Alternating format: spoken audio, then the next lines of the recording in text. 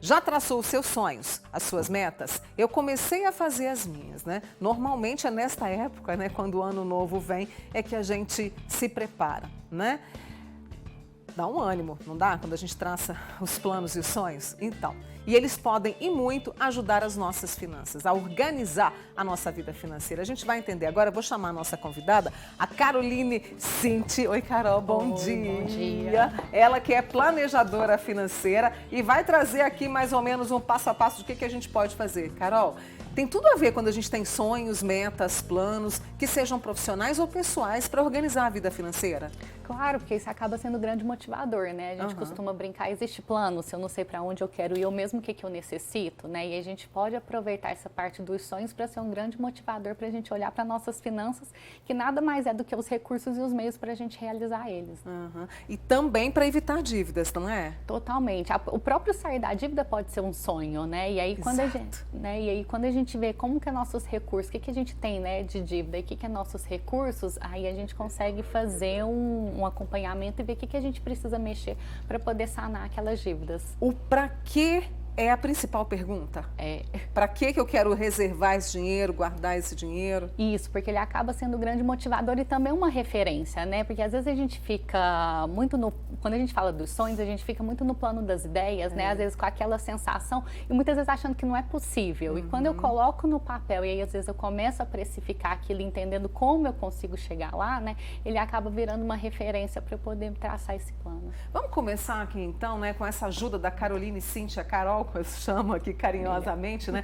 Para trazer como é que a gente vai estabelecer as nossas finanças. Essa aqui é um desejo comum, né? Esse aqui, quero viajar. Todo mundo, né?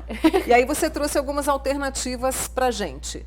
Isso, quando a gente fala de metas, tem sempre duas maneiras que eu posso realizar um objetivo. Tá. Às vezes o primeiro é começar pelos meus próprios recursos, né? Tipo assim, opa, quanto que eu tenho no meu orçamento, às vezes, para poder colocar. Eu posso tentar começar economizando, tipo assim, R$50, R$100, eu vou vendo o que é que eu consigo e no final de um período eu vou ter um montante significativo. Um montante, um juntante. Aí, a partir desse montante, então, por exemplo, eu falo, tipo assim, eu consigo reservar R$100 por mês, né? E no final eu tenho 1.200. Então, a partir desses 1.200, eu escolho, então, qual viagem eu quero fazer, né? Eu consigo ir numa praia com mais outras pessoas que a gente vai compartilhar as despesas?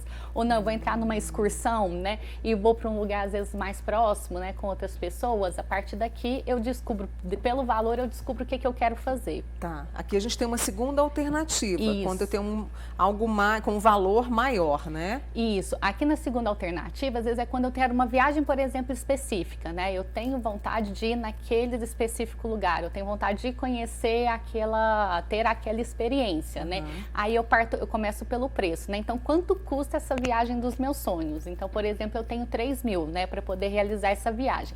A partir daí, então, eu vou olhar para o meu orçamento. Eu divido, por exemplo, por 12 e falo assim, opa, preciso guardar, então, R$250 por mês. Aí sim é motivador ir pro orçamento, porque eu começo a olhar para aqueles números e ver onde que eu posso mexer para poder poupar esse valor por mês. Se por acaso eu vejo que não é possível, a gente começa a brincar com prazo, né? E se eu fizer ela em 18 meses, em 2 anos, né? Em 2 anos, por exemplo, eu reduzo para 125, né? Então, o sonho é possível. De fazer isso, fazer as continhas mesmo, que é uma das grandes dificuldades que a gente tem quando se trata de organizar. Eu lembro que o ano passado a gente teve aí um endividamento significativo, né? Sim. Assustador. Sim, e pior que, tipo assim, que o do ano passado, porque quando a gente pega os outros anos, né, se a gente pegar que o maior motivo do endividamento é o cartão de crédito, a gente vê que está muito ligado ao consumo.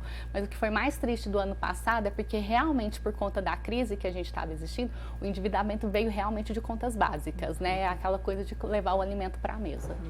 Vamos trazer aqui outra, né? Outra ajuda da Carol Cinti, que é planejadora financeira. A gente tem aqui, olha, atenção aos juros, que é algo que às vezes a gente não está atento, né? Para a gente até poder reservar, fazer essa reserva para as nossas metas. Isso, que é legal, por exemplo, dos juros, né, aquilo. Às vezes, quando a gente está falando de uma taxa de juros da economia, que a gente às vezes vai ouvindo no jornal, nos noticiários sobre a Selic, se por um lado, na parte das dívidas, né, é prejudicial, que acaba elevando o endividamento das pessoas, por outro lado, né, na parte do investimento, ele acaba dando um up, né, nessa reserva ou nessas metas financeiras que a gente quer fazer. Então, se eu coloco, por exemplo, aqueles mesmos R$100, né, eu estava falando, tipo assim, vamos supor que a gente vai guardar R$100 para um objetivo, às vezes R$100 para uma reserva, né? Sem juros, em um ano a gente vai ter R$1.200, e em 5 anos a gente vai juntar 6 mil. Né? Se eu coloco isso numa aplicação, é aquela bem simples mesmo, se eu chegar no banco e falar assim, olha, eu quero um CDB que paga 100% do CDI. Né? No final desse ano eu tenho 1.266 e no final de 5 anos eu tenho R$8.000. Eu tenho 30% a mais do que se eu estivesse guardando no colchão. E nessa questão aqui de reservar esse dinheiro, eu consigo depositar qualquer valor, porque a gente sabe que o povo está apertado, né, Carol? Qualquer valor. Graças a Deus, tipo assim, hoje até a questão, por exemplo, do Pix, os serviços bancários, eles estão mais disponíveis para a população, né? Então, hoje com R$1 eu consigo colocar dinheiro na poupança, eu consigo colocar no CDB, seja nos bancos tradicionais, seja nos bancos digitais, hoje com qualquer, tipo assim, R$10, R$50, R$100, hoje eu começo uma aplicação financeira. Essa educação é muito importante para a gente garantir, até o que nós vamos falar daqui a pouquinho, que é sobre reserva. Eu preciso ter uma reserva para alguma coisa, para o estudo do filho, para uma questão de saúde, né? Super, super, porque a reserva ela vai dando liberdade para a gente, né? Tanto para poder passar por alguns imprevistos, igual a crise, onde que a gente imaginou que a gente ia viver com uma pandemia, ou até mesmo para aproveitar oportunidades, né? Porque se a gente não tem uma base, até aquilo que é bom, muitas vezes a gente não consegue abraçar. A gente tem aqui, ó, para alguém que pode, de repente, depositar uma parcela de R$300 ali, com a taxa de 11,7, e a gente tem aqui a matemática. Isso. Quanto que se junta, né, para esse sonho? Isso. Se eu pego os R$300 em um ano, né, sem juros, a gente está falando de 3.600, né? Com juros, eu estou falando de 3.799. Parece bobeira, mas dá, tipo assim, R$200 é algo que eu posso dar uma improvisada aqui no que é meus objetivos, né? E quando a gente vai para 5 anos, né? Que isso é legal também, né? Às vezes no curto prazo fica aquela sensação tipo assim, nossa, mas será que só 1.000, né? Só 3.000? Quando a gente pega aqui em 5 anos eu vou ter R$18.000, né? Ou 24, aí eu mudo até de dígito, né? Aí fica mais motivador.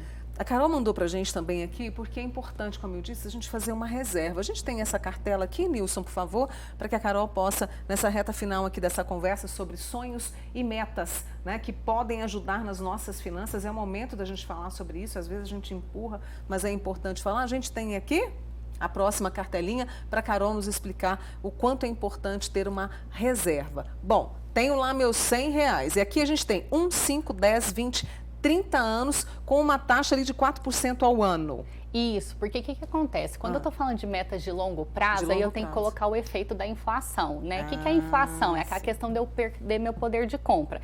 E isso a gente está vivendo, está sentindo na flor da pele, né? Então, no começo do ano, R$100 eu compro o quê? No final do ano, esses mesmos R$100, dá para eu poder fazer esse mesmo tipo de compra? Então, quando a gente coloca aqui, aquela taxa, por exemplo, dos 11%, a gente tira mais ou menos um 7% de inflação, a gente chega numa taxa que a gente chama de juros reais de 4%, né? E aí eu começo a fazer, então, a simulação de quanto que aquele valor daria no longo do tempo.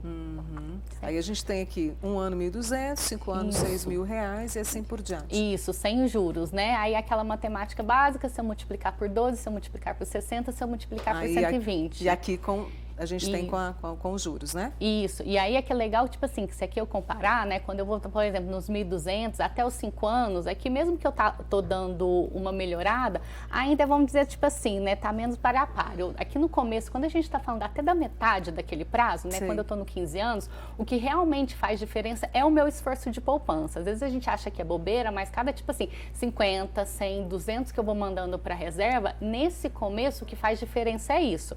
Mas aqui é interessante ver que quando eu vou passando, tipo assim, para casa dos 20, 30, a questão ainda vai dobrando, tá vendo? De 14.000 eu pulo para 36, aqui eu pulo para 70. Se eu comparar com prazo sem juros, aqui eu praticamente dobrei o que eu tinha guardado. Então, aqui parte desse período é aquilo que o pessoal fala dos juros compostos, sabe? Aí tudo que eu coloco de esforço, o próprio juros vai me dando também. Então tá vindo 100 meu, 100 do juros, 100 meu, 100 do juros, 100 do meu. E quando eu tô vendo, tipo assim, aquele esforço que eu fiz vai dar um resultado duplicado.